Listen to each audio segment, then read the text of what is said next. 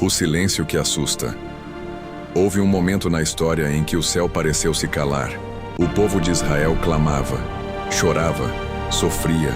Estavam debaixo da opressão do Egito, presos, humilhados, tratados como escravos. Parecia que Deus não estava ouvindo.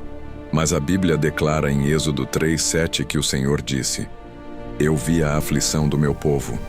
Eu ouvi o seu clamor. Deus nunca esteve ausente. Ele estava preparando o trovão. Talvez hoje você pense que Deus está em silêncio, mas o silêncio de Deus nunca é abandono, é preparação. O chamado no deserto. No meio do deserto, um homem comum cuidava de ovelhas. Seu nome era Moisés. Ele havia falhado, ele havia fugido, ele estava escondido. Mas Deus o chamou em uma sarça que queimava e não se consumia. O fogo ardia, mas não destruía. Assim é o chamado de Deus. Ele queima o medo, mas não destrói o propósito. Quando Deus envia sinais, Deus não apenas falou, Ele mostrou seu poder. As águas se tornaram sangue. A terra foi coberta por trevas. O impossível começou a acontecer. E o mundo viu que havia um Deus em Israel. Assim como no tempo do profeta Elias, quando o fogo caiu do céu no Monte Carmelo. Quando Deus responde, Ele responde com poder. O mar que se abre diante deles estava o impossível. O mar vermelho.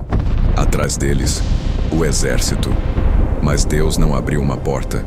Ele abriu o mar. Quando Moisés levantou o cajado, o vento soprou. O mesmo Deus que criou o vento usou o vento para criar um caminho. Você não precisa de ponte quando Deus decide fazer estrada. O deserto não é o fim. O povo caminhou pelo deserto. Houve fome, houve sede, houve dúvida, mas houve maná, houve água da rocha. O deserto não era punição, era preparação. O maior silêncio da história. Séculos depois, o céu voltou a ficar em silêncio. 400 anos sem profetas, 400 anos sem voz. Até que, em uma noite comum em Belém, nasceu a esperança. Nasceu Jesus Cristo. O Verbo se fez carne, Ele andou sobre as águas. Ele tocou leprosos. Ele deu vista aos cegos. Ele não apenas falava de Deus, Ele era Deus conosco. Como diz em João 1:14, o Verbo se fez carne e habitou entre nós. O dia em que o céu escureceu. No monte chamado Gólgota, o Filho de Deus foi levantado. A terra tremeu. O véu do templo se rasgou. E muitos pensaram, acabou. Mas não era o fim. Era o começo da maior vitória da história. O túmulo não pôde segurar ao terceiro dia. A pedra foi removida. A morte foi vencida. O silêncio virou anúncio. O choro virou celebração. E o céu que parecia calado trovejou com ressurreição. O trovão final.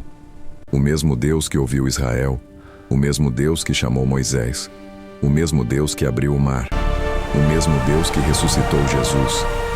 É o Deus que está ouvindo você hoje. Se o céu parece silencioso, prepare-se. O trovão está vindo.